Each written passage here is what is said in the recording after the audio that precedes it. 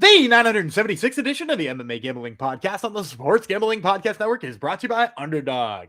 Underdog is hooking up new customers. Play just $5 and get $100 in bonus funds when you sign up using promo code MMA SGPN.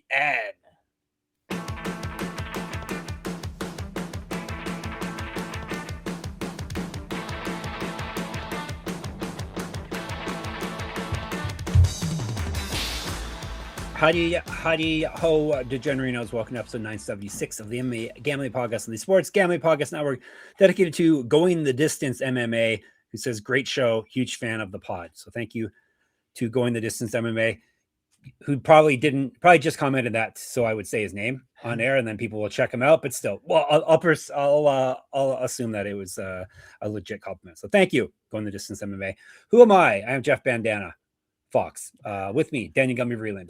We just had a heated discussion about some heavyweight slop that we're going to cover tomorrow. But we've reached the end of the UFC in 2025. Not just the end of the UFC in 2025, but the end of the UFC on ESPN as of for now, for the foreseeable future. And how fitting is it that this partnership ends with a UFC fight night at the Apex, right, Gumby? I mean, that's a little bit weird. I will say they released their first quarter schedule of next year and really reduced number of Apex cards. A lot of live shows in there. So they're going to Mexico, they're going to Houston, a lot of travel. So hopefully this Paramount one gets them out of their comfort zone a little bit. But also, like, in terms of bad Apex main events, this one's pretty good, right? Like, this one's not bad. It's not middleweight. No, it's flyweight. Yeah. We will take a flyweight main event anytime we can get one. And, for sure. and I've always said we kind of judge the fight card by its second to the top fight. Also kind of good. Half of it is, yeah. I don't know. Is Giga bad? No, he's bad or just inactive? He's just inactive. He's past it at this point. But no, it's fine. It's fine considering what we're usually fed. But this is how relationships go with the UFC. So I hope Paramount is paying attention. They put a lot of effort in at the starting, and then by the end they've are calling it in. So, but we don't really care because we watch every UFC event and we're going to break it. We know all these fighters and we're going to tell you who's going to win the fight. So I guess we care. We would prefer to have more meaningful fights, but nonetheless, we always find something to be interested in. This card is no different. They even added a fight like a day before we recorded. It was in the works anyway. So I know he wasn't on the fight card, but like Bobby Green was targeted, if I'm not mistaken. Who's that? To fight. Oh, King Green. Who? God, don't do Thank that. You. Put some respect on his name. It's so obnoxious. It is. Yes. True. King Green, I believe, was originally supposed to fight Jai Herbert on this card. Oh, that would have been which would have been fun. And the replacement they got him is not fun. So like I think they just waited a little bit too long to get him the replacement. Also, do you know this is the third ever that fight is now the third ever father-son duo in the UFC. Lance Gibson Sr. Fought at like UFC, I want to say it was 26 and 32. Yes. Before if you look for Lance Gibson in Fight Pass, you'll just get his dad. Yeah, you get some weird fights of his dad. But way back when he fought in Lake Charles, Louisiana, which is a great. That is the golden age, not the golden age, but the olden days for sure. But that's tomorrow. Well, we're getting way ahead of ourselves. I guess the main card must be super exciting, right? We're talking about all the amazing fights in the main card. I actually like the prelims a lot. No, Canadian heavy fight card too, which is obviously right up my alley. There's 4 Canadians on the card, 3 female Canadian fighters. So we know Gumby and I will probably differ on most of those fights, but almost all of them. We got 7 fights to break down today. So reminder though, you can get access to all our free picks and podcasts in one convenient place, the SGPN app. Download it for free in your app store. Just type in SGPN. I even spelled it for you. All right. What we've been talking about, of course, is UFC Fight Night. Green. No, it's not green. Royval versus Cape, aka UFC Vegas 112. December the 13th, this Saturday night, 7 p.m. are the prelims. Both sides, prelims in the main card are on ESPN2 and ESPN Plus, I believe, in the United States. And we're going to kick things off with the female fight because that's how the UFC rolls. One of the aforementioned Canadians is in this fight. Tereza Bledá, she's not the Canadian. She is from one of the republics, Czech Republic, yes. So she'll have a future in Octagon if this doesn't pan out, at least, right? She's already fought in Octagon. Yeah, she can always go back. That's where she was a champion Octagon. That's right. Jamey-Lyn. She won the. I think she won their tournament, and she won a title too, I think. Okay, I know she definitely won the tournament, but I don't remember her being the title holder. But that was a while ago. So yeah, yes. Jamey-Lyn Horth, from the nice. What am I saying? Canada, of course. 3 5-minute rounds, 125. We'll break it down by telling you about Horth first. 8-2, 3 knockouts, 2 submissions. She's never been finished in a fight. That makes her durable. 3-2 in the UFC. Lost win over her last 4. LFA champion, formerly, and a regional champ as well. He's fed at 135. Better striking stats and more active landing strikes than Bledá. She's outstruck her opponents by almost a strike a minute in the UFC, plus 0.97. And on the betting boards, plus 138. Bledá, 7-1, 2 knockouts, 2 submissions. She's been knocked out once. 1-1 in the UFC. She won her last bout after dropping her debut, but she's not fought since June of 2023. Do you know what's been going on with her, Gumby? I don't. I do know she was booked to fight Jamey-Lyn Horth at least once during that time, but did not make it to fight week. Something with her DNA being an abomination. I don't think her DNA is an abomination. That's for later. All right. 1-0 Contender Series Octagon champion, as I said, and she also won a tournament in Octagon. That was before we were covering Octagon. Now Octagon's super big time because we cover it. Used to fight at 135, 2 inches taller than Horth, 5-inch reach advantage, 11 years younger. So all that in her favor. As is the striking differential, slightly. She's at plus 1.16 in the UFC and the Contender Series, so she does outstrike her opponents. Better grappling stats as well, minus 140. And Gumby gets to kick things off for us. I'm going underdog right out the gate. Me too, baby. Yeah, I like Jamey-Lyn Horth too much in this one. And the reason is really kind of simple is that, like, if you watch Tereza Bledá, like, most of her wins come by being like a bully, right? Like being a size bully, getting in the clinch, being real nasty in there, sort of ragdolling weaker opponents and stuff like that. Jamey-Lyn Horth has exceptional takedown defense, like really, really good. I want to say she stuffed. Man, I'm trying to remember the exact numbers I saw on her stuffing Miranda Maverick, but like Miranda Maverick was like, I want to say like 2-7 or something like that on takedowns. And like, granted, Miranda Maverick won that fight, but that was also Jamey-Lyn Horth on like 1 month removed from her prior fight. Like she fought in like November and December of that year or something like that. And like the 2 for 9. 2 for 9, even better. Yeah, even better. And so like, and that was, again, she had fought like a month before then, took a short notice fight against Miranda Maverick and like stuffed the bulk of her takedowns. So like for me, man, that physicality is definitely going to be in her favor. Then when you add in the fact that like Bledá, you have to imagine she's going to have some timing issues when she first gets in there, being away for 2.5 years, not even just 2 years, 2.5 years it's been since she fought. I worry about that. I worry, and to have to pay favorite money on somebody who is just like kind of good at being a size bully and has been gone for 2.5 years. Of course, I'll take Jamey-Lyn Horth. I can't believe she's an underdog. Yeah. Same with me. Basically all the same reasons as Gumby laid up there. Horth is going to be a tough fighter she's a tough fighter to fight, period, but especially coming in with ring rust, you got to think Horth's going to have a better gas tank because of that. And as you said, she's a very physical, gritty fighter, hard out to begin with. So I think this is going to be a rough, not that Bledá has really established herself in the UFC before she disappeared for a long time as well. So obviously the age gap is a bit of a concern, as is size. Horth's not got a ton of miles though, right? Right. So I mean, she's older, but she's like not like a dangerous older, not like taking concussive blows to the head older. Nope. No, so I think Horth can win a gritty fight here for sure.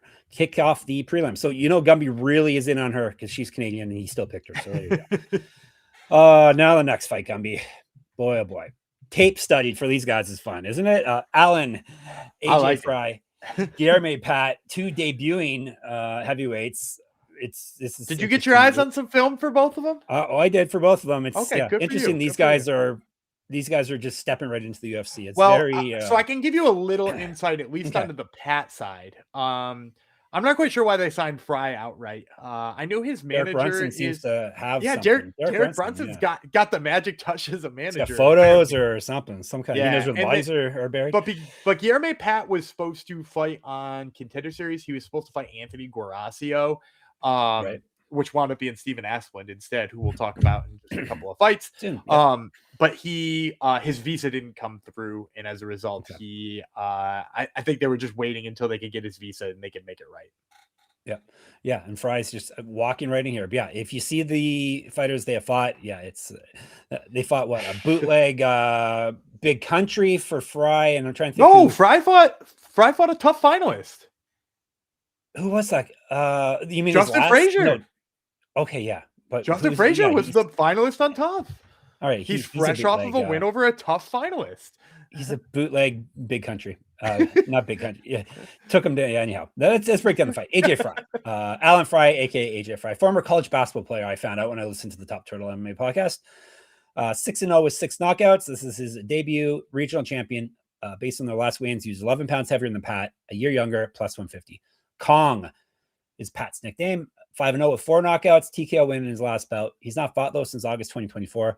An inch taller, 2-inch reach advantage over Frye, minus 164. I wish I didn't have to go first here, Gumby. What to do with this fight? I guess I'm going Pat. He seems to be quicker on the feet. You would like to say he fought better competition, but really he didn't. He fought some interesting shaped gentlemen. He just seems to be more explosive and a better athlete and a better fighter overall. But this one's a toss up. This is a hard fight to handicap. So I guess I'll take Pat. I think that's the sequel to the League of Extraordinary Gentlemen. The interestingly shaped. Okay, gentlemen. Good, perfect title. Yes. Yeah, I'm gonna go with Guilherme Pat too. Good. It feels kind of bad. I was hoping. I interviewed AJ Frye and I really like the guy. And I think he's got some real tools too. You know, like he's definitely athletic. Yeah, he's super athletic. He's not fat. Yeah, he's not fat. He did get taken down a couple of times by Justin Frazier. That doesn't worry me so much here because Pat's a kickboxer. He's not going to try to take him down.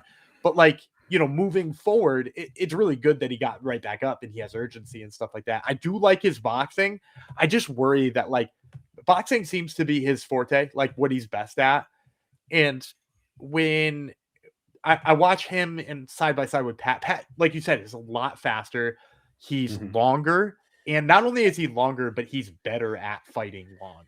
And I think that just leaves too many chances that like AJ Frye could potentially get clipped on the way in. I've also seen Guilherme Pat fight for 15 whole minutes. Yeah, helps. I've not really seen AJ Frye go more than like 4, or 3 or something like that. And like, yeah, that's good that he's finishing people quickly, but like it does beg the question, like, is the gas tank there if he starts to run out of, like if I think he's going to shoot some takedowns.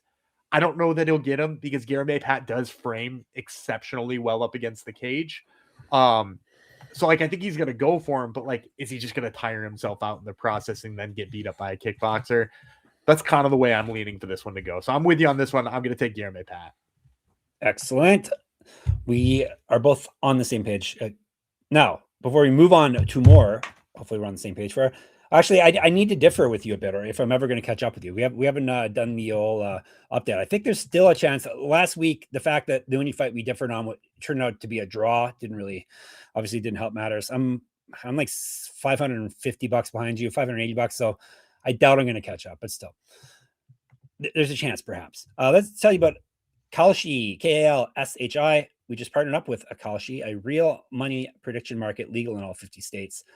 So in all 50 states, you can trade tons of markets and sports, including NFL, college football, college basketball, NBA, NHL, and more. Plus, you can even trade props like first touchdowns. Besides sports, they have tons of other markets, including politics, entertainment, even the weather. Kalshi, you can trade anything. Gumby, I think you're working on an article on this, or have you already posted your article on Kalshi? By the time you're hearing this, you might be able to check it out over on sportsgamblingpodcast.com.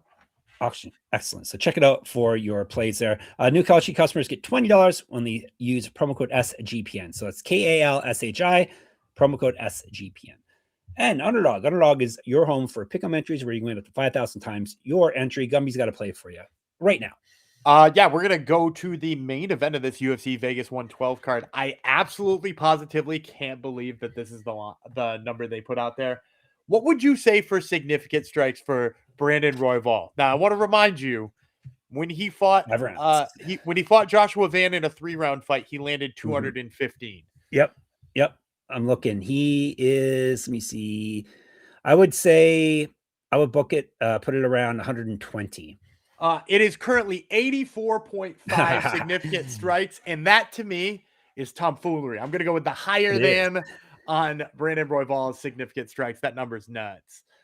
Royval 215, 124, 145, 111 over his last 4 fights. So yeah, 84 and a half. Yeah, it's crazy. I see this fight not being stopped quickly. So there you go. Take Gumby's play and check out this brand new offer for new customers at Underdog. Play just $5 to get $100 in bonus funds when you sign up with our code MMA SGPN.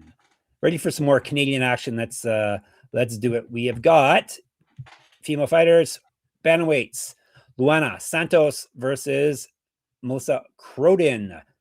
Let's tell you about Scare Croden first. She's 7-2, 6 knockouts, 1 submission, so she's finished everyone. She herself has never been finished. 1-0 in the UFC as part of a 3-fight winning streak. She's won 5 of 6. All her past 3 wins have come via TKO. She's not lost since April 2023. She's a regional champ, or was a regional champ. 3 inches taller than Santos, an inch of reach advantage, better striking stats and more active landing strikes than Santos. She outstruck her UFC debut opponent by 3.92 strikes per minute, plus 113. Santos 9-2, 1 knockout, 5 submissions. She's never been finished. 4-1 in the UFC. She's won 6 of 7, including the last bout via submission. She missed weight before at 135, so keep an eye on that. She's fight down at 125. 9 years younger than Croden. She's outstruck her opponents by 0.29 strikes per minute. She's at minus 122. So we going in a back-to-back Canadian female dogs here, Gumby, or what? It's you first. Sorry, I was muted. I tried to answer that. Okay. I really did. I'm not. Okay. I'm gonna go with Luana Santos. I tried to get there on Croden. This is another one of me going against somebody who I've interviewed in the past and like really enjoy as a human being. I just watched the film and I think she's so much slower on the feet.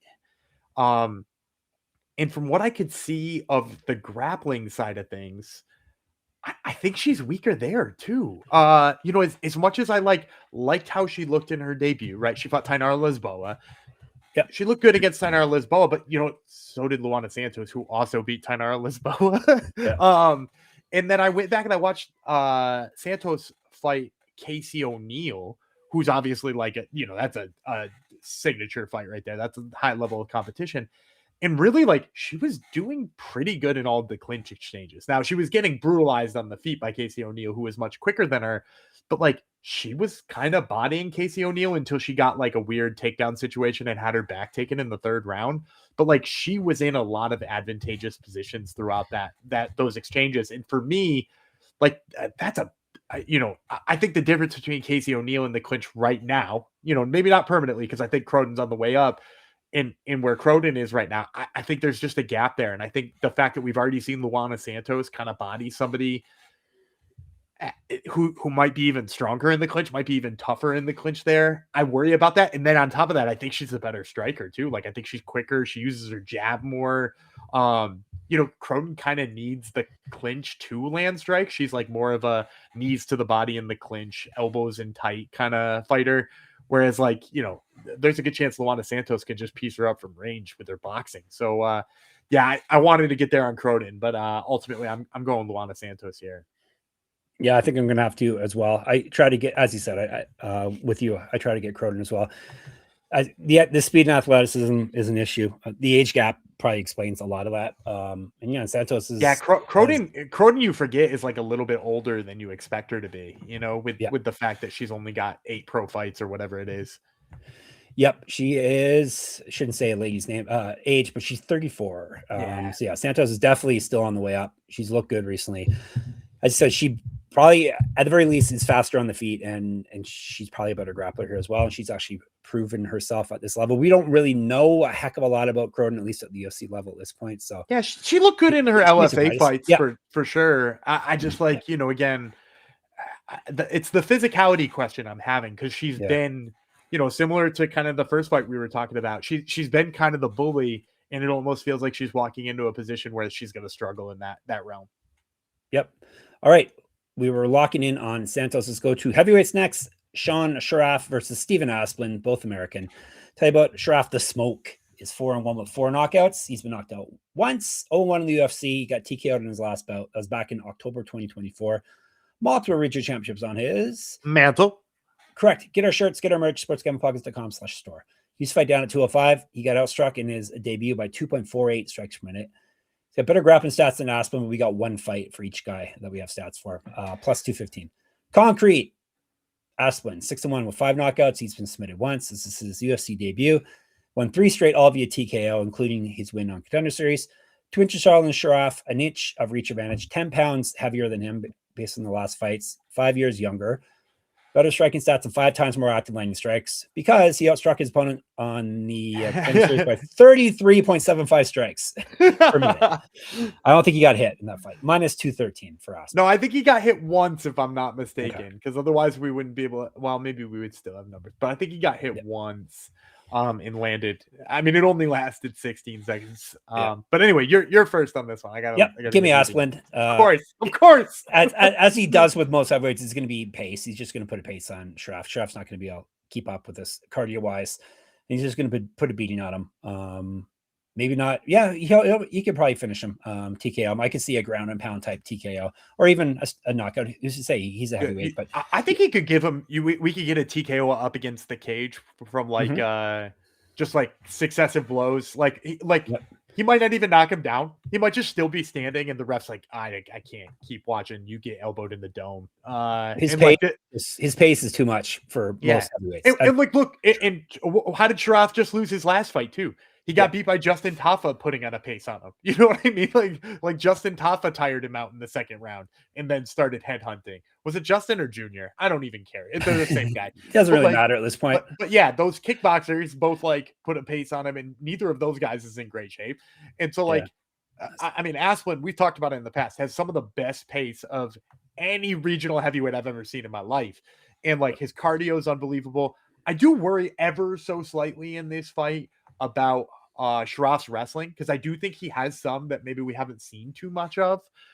But even then, like, I think that's probably just a path to getting tired faster. Am I wrong about that? Like he probably maybe takes him down once or twice and Asplund gets back up, and then Asplund just like, he's going to walk him down and do what he did to Raiden Kovacs, which is just like absolutely piece him up once he backs him up against the cage. Look for the elbows. He's going to butcher this guy. Give me concrete. All right. Interesting fight up next at welterweight. Neil Magny, United States. Yaroslav Amosov from the Ukraine, just so I don't get complaints. Don't say the Ukraine. You always say the Ukraine, like from the Seinfeld episode. You're allowed to say the Ukraine. Remember, I looked it up. Did you? Magny, yes, I did. The Haitian sensation from the United States. 31-13. 9 knockouts, 5 submissions. He's been knocked out 4 times, submitted 6 times. 24-12 in the UFC. That's quite the run here. He's won 2 straight. Before that, he lost 2 straight. Past 2 wins, both via finish. It was a robbery, his last fight, but anyhow. He's fed at 185, 3-1 in the Ultimate Fighter, 2010 pro MMA debut, 4 inches of height, 5-inch reach advantage over Amosov, plus 360. Dynamo Amosov, 28-1, 9 knockouts, 11 submissions. He's been knocked out once. This is his UFC debut. Submission win in his last bout, 8-1 in Bellator, and the champion there, RIP Bellator. Regional champ as well. He has fought at 185.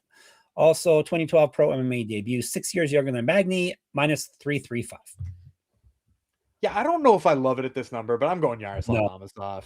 I think you got to. Like, he is legitimately very good. And like a little tiny piece of me is like, oh man, but he didn't look great in that Jason Jackson fight, right? Like Jason Jackson's the one who beat him, right? I'm like, he didn't look great in that Jason Jackson fight. And it's like, yeah, also like he was at war, maybe. Like, you know what I mean? Like literally at war. Yeah, he came back from being at war for that fight. I think maybe we can excuse him on that one. And like now he's in the UFC. I love that move for him. Really the only time he's ever really struggled was, the like takedowns and aggression of Jason Jackson. That's not really Neil Magny, right? And I don't worry about Amosov's cardio. His cardio has always looked great. His takedown game looks great. I think maybe there's a path here to him subbing Neil Magny too. Like I could see that if you're trying to make that number more interesting. But I think just the wrestling, the physicality, all that comes along with that, with Yaroslav Amosov, I think it's too much for Magny. And like Magny's longer, right? Like quite a bit longer, but like I don't know that he's going to outbox Amosov either, right? Like Amosov's just going to crowd him, right? Amosov's fast too on the feet. He's a fast striker. I reminded myself with one of his old Bellator fights. I like turned it on. I was like, oh, he's like moving. Like, maybe kind of a fun addition to the welterweight division, especially now that you got a wrestling champ at the top too. Yeah, I wrote an article about how Magny was a live dog, but I'm not officially taking him here. Was thinking about it because the number is so high and he's Neil Magny and he finds a way to win. I wouldn't lock Amosov at this number by any stretch. Yeah. No. But Amosov is solid everywhere. He's going to be faster and more athletic, I think. Good striker, and he's definitely a very, very good grappler. So hopefully the Bellator bug does not bite him since we are taking him. So, all right. We both have Amosov. Before we get you some more winning plays, tell you about No Vig, NLV IG. We're brought to you by No Vig. No Vig is America's #1 sports prediction market. No Vig, you're getting the best prices because they have reduced juice. Download the No Vig app and get $50 when you spend $5 if you use our promo code SGPN. So get in on the action with No Vig, promo code SGPN. And Rhythm, RITHMM. Rhythm has crushed NFL this season, especially on props. They've been really good at identifying when to fade players and take those unders. College basketball is up and running as well. And with 300 plus schools, Rhythm has predictions for every game, every night. It pairs nicely with the daily college experience shows with Mac, Colby, and Noah. Every game, you're prepared. Super easy to sign up, run predictions off the house model, or make your own and play with the sliders. With so many sports and holidays coming up, this makes it easy to get an elite prediction on a game. That way you can focus on other things. Do you have an elite prediction for us, Gumby? Sure. Let's take quarterfinals of the NBA Cup tonight. I'm going to take the Lakers over the Spurs. Still no Wemby in San Antonio, which is kind of a bummer. And LeBron James seems to think this is a real trophy that matters for something, and he always really shows out for this tournament. So I'll take the Lakers by taking the game more seriously. All right, use promo code SGPN25 when you download the Rhythm app for 25% off your first month. Download Rhythm, RITHMM, and use promo code SGPN25. All right, this fight just got made before we went to air, basically, or last night. Joanderson Brito, he is from Brazil. He was always going to fight here. Now he has a new opponent, Isaac Thomson from Australia. 3 5-minute rounds at 145. Tell you about Thomson first. 9-2, 4 knockouts, 1 submission. He's been knocked out once. This is his short notice debut, so warning bells and sirens are going off. He's won 3 straight and 7 of 8. Used to fight at 155. He's 7 years younger than Brito. 3 inches taller, an inch reach advantage, plus 280.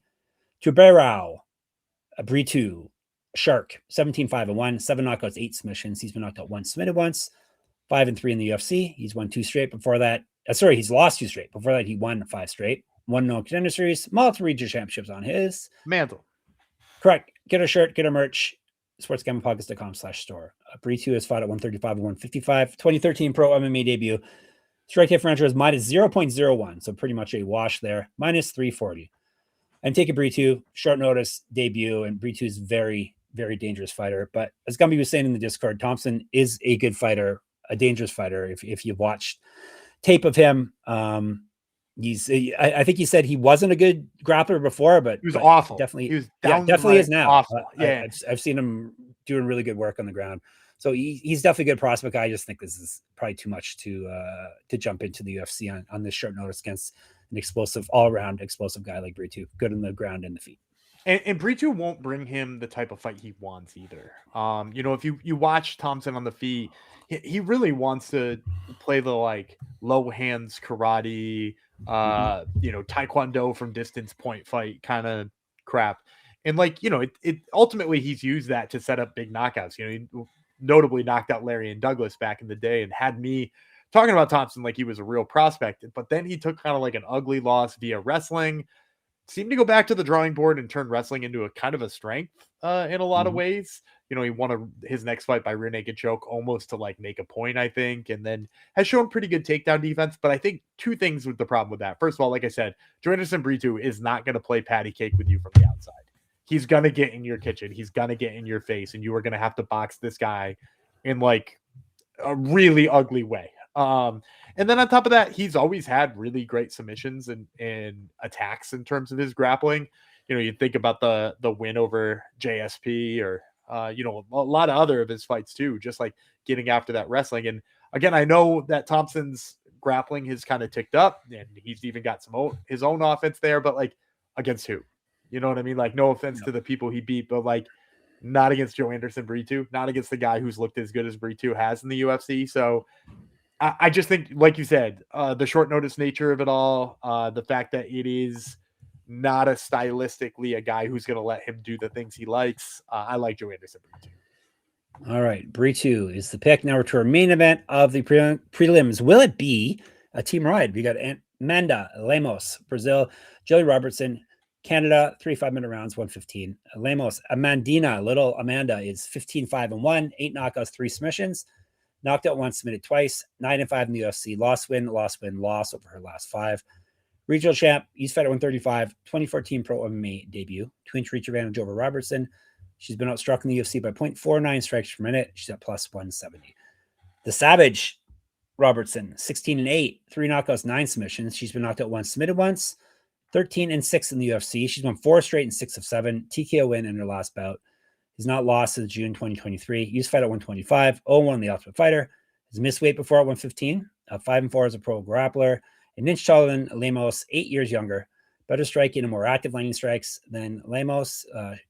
Plus 0.0 strike differential somehow. Minus 181. Gumby. My turn. Mm-hmm. I'm going to end this with a dog. I'm going to take Amanda Yeah, Lemos. I had a feeling. Yeah, and look, it's another one of those ones where I'm like, damn, I do love Gillian Robertson. I can't pay negative 170 on her getting this step up in competition. You know what I mean? And like, the other thing is Amanda Lemos beats the women who are the Gillian Robertson prototype, right? Like she beat Mackenzie Dern because why? Because Mackenzie Dern could not consistently take her down and force her to grapple. And who's better on the feet? Amanda Lemos or Mackenzie Dern? I've got some really bad news for the champ. It's not Mackenzie Dern, right? And like, no offense to Gillian Robertson, and this is not meant to be a slight. She's kind of Kirkland Mackenzie Dern, right? Like she's always been amazing at jiu-jitsu, not particularly awesome at takedowns, subpar in terms of striking, right? Like that's her, you know, you could line those two up and like Mackenzie Dern's just like a touch better in every single one of those markets. And she struggled with Amanda Lemos because Amanda Lemos is so damn strong for straw weight. She's good at getting herself back up to the feet and she hits like a goddamn truck.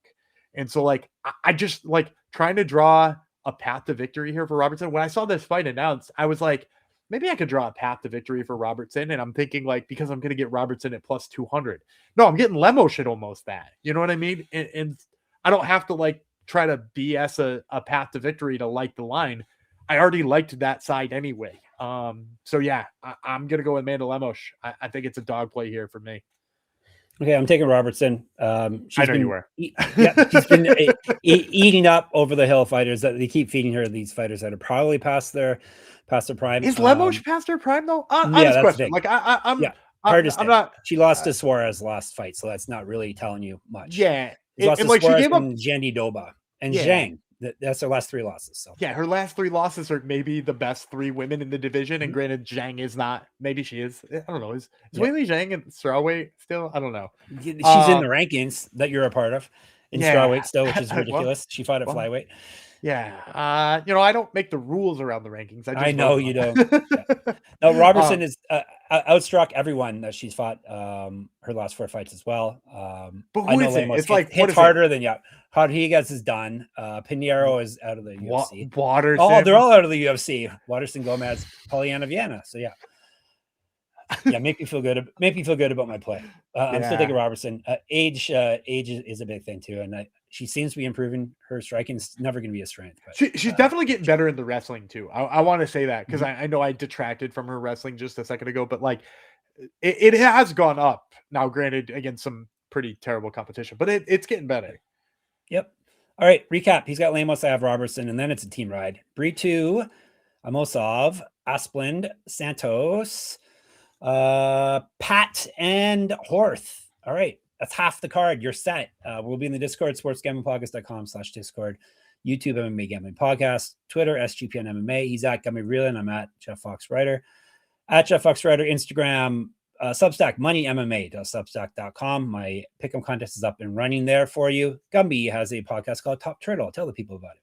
Yeah, we got the aforementioned Stephen Asplund, the aforementioned Jamey-Lyn Horth, and Morgan Charrier, who we'll talk about tomorrow. Nice.